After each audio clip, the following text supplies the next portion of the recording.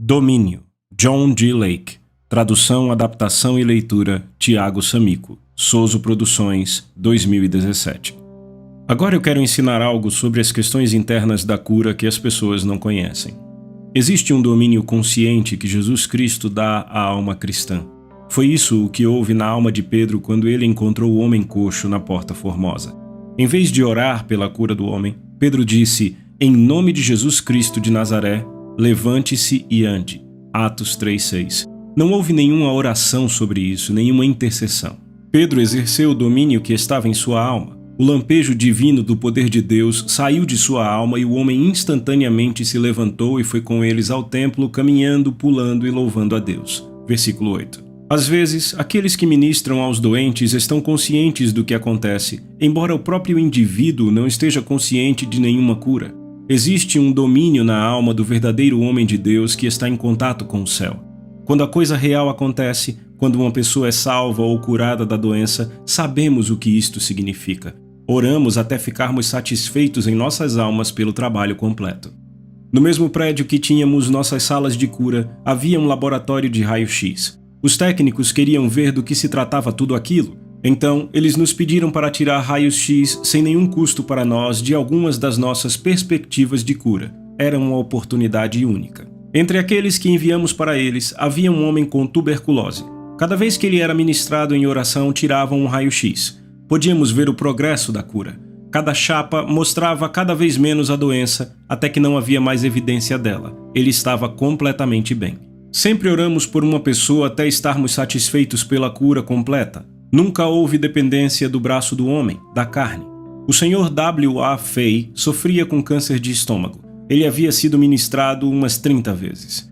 Durante os primeiros dias, não houve provas de cura, nem de uma diminuição do seu sofrimento. Depois disso, houve uma diminuição gradual. Então a cor começou a voltar ao rosto dele e ele começou a comer carne. Agora, ele pode comer tudo de tudo e tanto quanto conseguir. E isso não é tudo, queridos. Ele encontrou o Senhor e Salvador Jesus Cristo enquanto o processo estava acontecendo, e ele diz que isto foi grande parte de todo o processo. Eu acho que o Senhor sabe como abrir as portas nos corações das pessoas. Muitos cristãos ignoram o fato de que Jesus Cristo tornou o ministério da cura tão amplo quanto conseguiu. Em Lucas 10, 8 e 9, aos 70, ele disse: "Em qualquer cidade que entrardes e vos receberem, curai os enfermos que nela houver."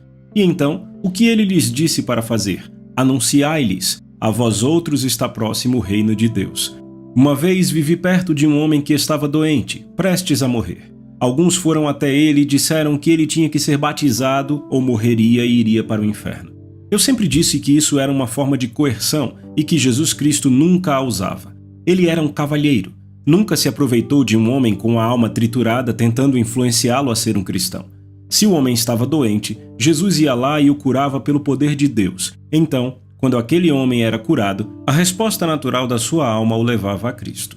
Eu me pergunto, você já prestou atenção às diferentes ocasiões na leitura das Escrituras em que a voz de Deus é mencionada?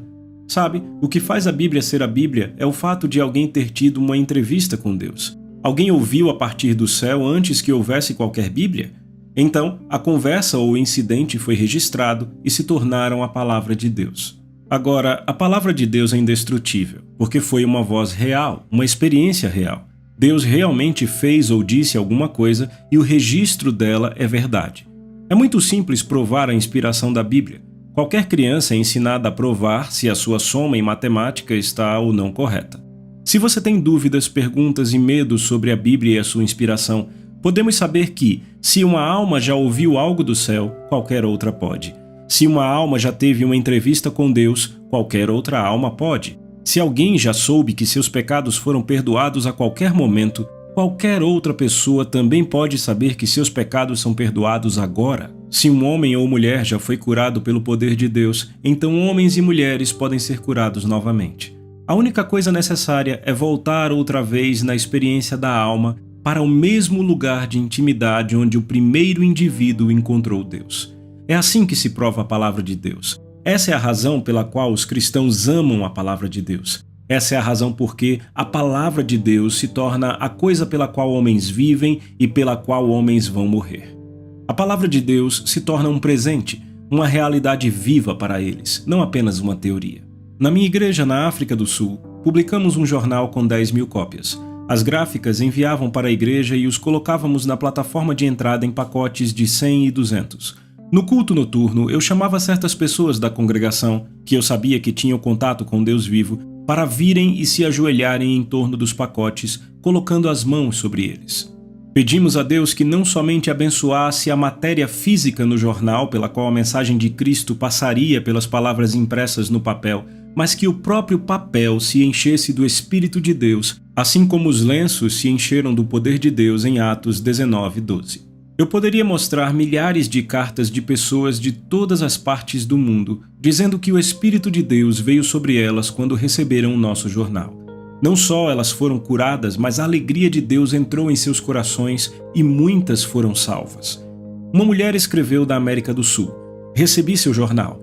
Quando eu o peguei em minhas mãos, meu corpo começou a vibrar. Eu mal podia sentar na cadeira. Eu não entendi, larguei o jornal e depois de um pouco de tempo o peguei de novo. Assim que o tive em minhas mãos, comecei a tremer novamente. Na terceira vez que peguei o jornal, o Espírito de Deus veio sobre mim muito poderosamente e fui batizada no Espírito Santo." Amado, você vê que esta mensagem e essa qualidade do Espírito contém o que confunde todos os filósofos e toda a prática da filosofia no mundo? Ela mostra a distinção mais clara que caracteriza a verdadeira religião de Jesus Cristo. É distinta de todas as outras religiões e de todos os outros ministérios. O ministério do cristianismo é o ministério do Espírito. É o Espírito de Deus que habita nas palavras, que fala ao espírito de outrem e revela Cristo através dele. A senhorita K é uma mulher que eu chamo de vítima das cirurgias. Ela foi operada 26 vezes e depois deixada para morrer. Ela ficou inválida por 13 anos e foi visitada e tratada por diferentes médicos durante 6 anos. Eu sei que você vai me perdoar por falar com tanta clareza, mas eu devo contar o que Deus fez na vida desta mulher. Em uma operação, uma incisão foi feita conectando o reto e a vagina. Esta ferida se recusou a curar. 3 vezes a ferida foi costurada, mas sem sucesso. Além disso, pensava-se que ela era tuberculosa e sem dúvida era. Um dia, esta querida alma chamou o irmão Westwood para ministrar a ela. Começamos a orar a oração da fé em seu favor e logo as feridas em seu corpo começaram a curar até que todas as feridas externas fossem curadas. Se você ficasse perto o suficiente dela, conseguia ver as cicatrizes em sua garganta e pescoço onde alguma dessas 26 operações foram realizadas. Agora eu quero que você veja o poder de Deus. Quando ela descobriu que a incisão retal não se curou, isto se tornou uma questão especial de oração. Logo, seus intestinos pararam de funcionar e ela ficou sem atividade intestinal durante 28 dias. Pense nisso. Se tal coisa ocorrer em sua vida por 3 ou 4 dias, você acha que vai morrer. Observe o propósito de Deus. Durante esses 28 dias em que não houve atividade intestinal, a ferida se curou. A senhorita K foi ao lado sul da cidade para fazer alguns trabalhos, mas enquanto trabalhava, ela ficou inconsciente devido aos gases pressionando o coração e os pulmões. Um médico foi chamado. Em seu exame, descobriu que a incisão estava perfeitamente curada, mas durante o longo período de tempo em que a extremidade inferior do reto não havia sido usada, ela se aderiu. Agora, de acordo com o médico, ela não poderia ter movimento dos intestinos até que fosse operada. Eles estavam prestes a levar a senhorita K para o hospital, quando ela ficou consciente e disse: "Sem mais operações para mim, mesmo que eu morra. Eu entreguei meu corpo, minha alma e meu espírito a Deus." Então eles a levaram para casa. Ela desceu ao templo para ensaiar as crianças para a peça de Natal. No caminho para casa, ela desmaiou na rua e foi levada para o hospital de emergência. Eles a examinaram lá e corroboraram a declaração do outro médico. Eles estavam prestes a levá-la para o St. Luke quando ela ficou consciente e disse: "Não, senhor, sem operações para mim, mesmo que eu morra." Quando eles perguntaram o que ela queria fazer, ela disse que viria à minha casa. Isso foi no sábado, 27 de novembro. Na tarde de domingo, 28 de novembro, ela estava sentada na plateia. À medida que a oração estava sendo realizada, ela disse que parecia que uma mão era colocada em seu corpo, no abdômen, e outra mão em sua cabeça. Então, uma voz disse: "Você está curada." Ela deixou o salão e ficou perfeitamente normal, e permanece uma mulher normal desde então. Amados, as pessoas que se opõem a este ministério e não entendem isso dirão: "Tudo bem, nós sabemos que Deus faz coisas como estas em ocasiões especiais, mas são casos especiais." Paulo teve um espinho na carne? Ele orou por 3 vezes para ser curado e o Senhor disse: Paulo, minha graça te basta. 2 Coríntios 12, 9. E ele não foi curado. Quem disse isso? Quem lhe deu esta interpretação? Você ouviu a voz de Deus ou está repetindo a antiga fábula que vem da teologia há 100 anos? Você não vê, amado? Este é apenas um dos muitos truques que os antigos ardilosos teológicos usam para se afastarem da responsabilidade de orar a oração da fé que salva os doentes. Meu Deus, a igreja passou muito tempo tentando se esquivar desta questão da cura. Eles vêm com essa história do espinho na carne de Paulo. Paulo disse: escrevi esta grande carta com minha própria mão, Gálatas 6:11, e eles interpretam isso para dizer que ele tinha visão ruim. Quem disse isso? Em outra ocasião disseram que amavam tanto Paulo que arrancariam seus olhos por ele. Eu acredito que eles teriam cortado a perna ou o braço direito também, se isso trouxesse algum bem a ele. Mas nenhuma dessas coisas quer dizer por um momento que havia algo errado com a sua perna, seu braço ou seus olhos. Paulo orou 3 vezes. Nas 2 primeiras vezes, ele não estava consciente da resposta. Ele orou novamente, graças a Deus, e desta vez Deus encontrou a fé dele e lhe disse: Paulo, minha graça é suficiente para você. Aplique a Paulo, mergulhe Paulo, e tire tudo o que quiser da graça de Deus. Isto resolverá o seu espinho na carne e tudo mais que o está incomodando. Nós fomos a Lourdes, na França, em companhia de um grupo de pessoas da Igreja da Inglaterra que foram nomeadas como um comitê para visitar todas as instituições de renome das linhas de cura na Europa. Visitamos uma instituição católica onde a cura é obtida pelas águas de Lourdes. Eles mantêm um conselho de 200 médicos cujo negócio é examinar todos os candidatos e informar sobre eles. Nós também visitamos a maior instituição hipnótica para a cura no mundo enquanto estávamos em Lourdes. Esta instituição enviou seus representantes para demonstrar o seu método perante o Conselho Católico de 200 médicos. Ao ouvir a nossa comissão, eles nos convidaram para comparecer diante deste conselho e demonstrar a cura pelas nossas linhas. Concordei em participar se me dessem a demonstração final. O comitê selecionou 5 candidatos, pessoas que foram pronunciadas absolutamente incuráveis.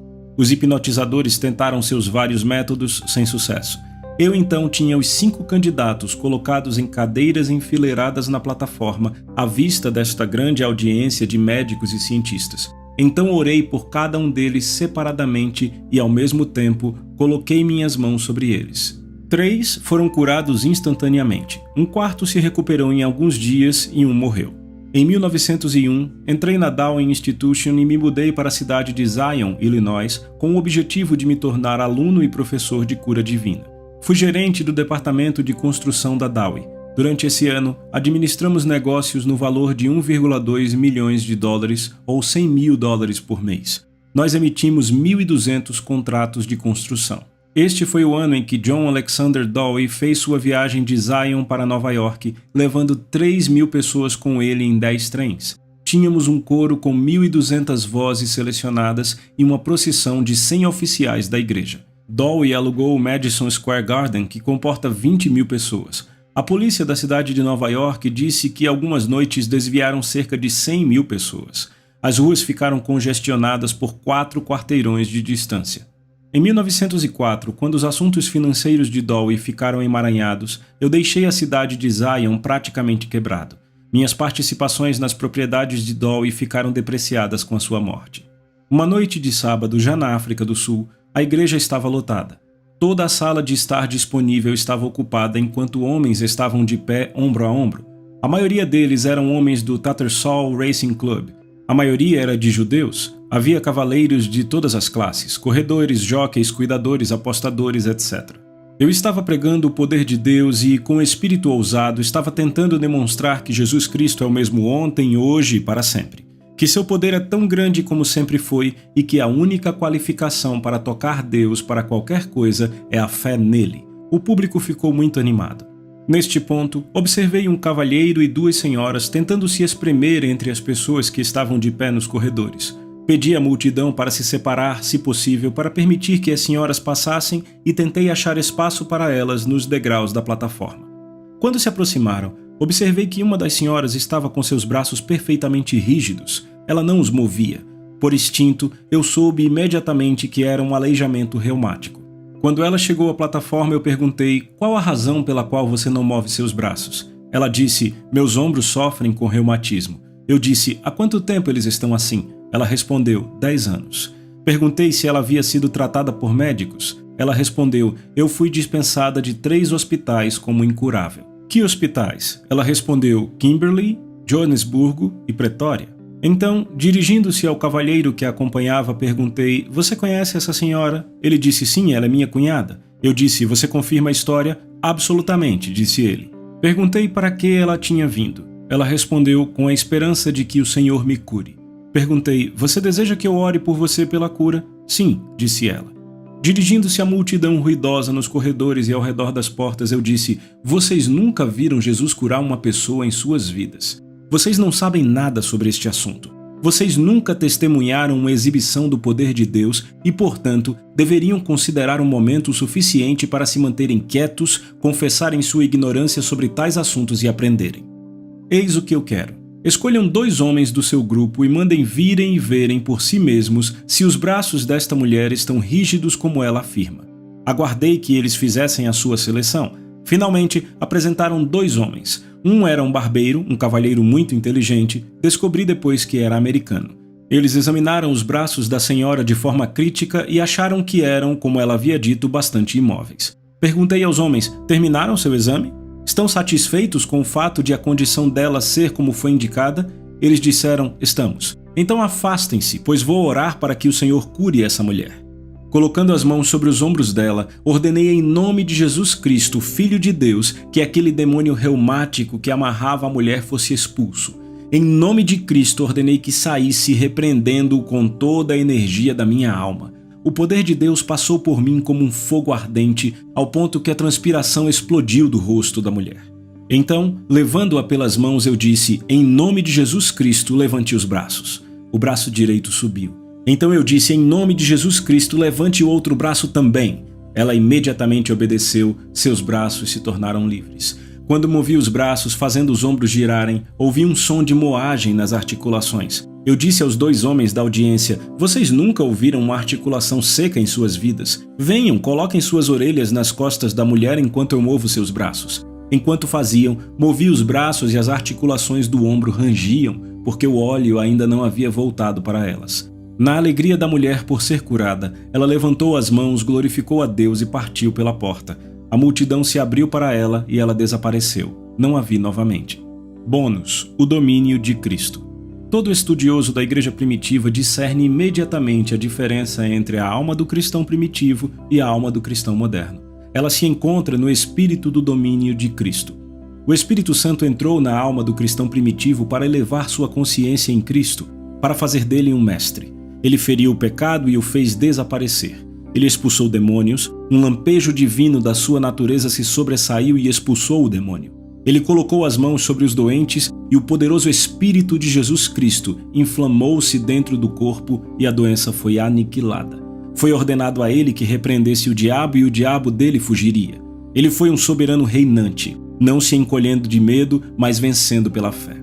É este espírito de domínio, quando restaurado à Igreja de Cristo, que trará novamente a glória, o triunfo à Igreja de Deus em todo o mundo, que vai elevá-la ao lugar onde, em vez de ser uma serva obediente do mundo, da carne e do diabo, ela se tornará um instrumento divino da salvação na cura dos doentes, na expulsão dos demônios e na realização de todo o programa do ministério de Jesus, como fez a Igreja primitiva.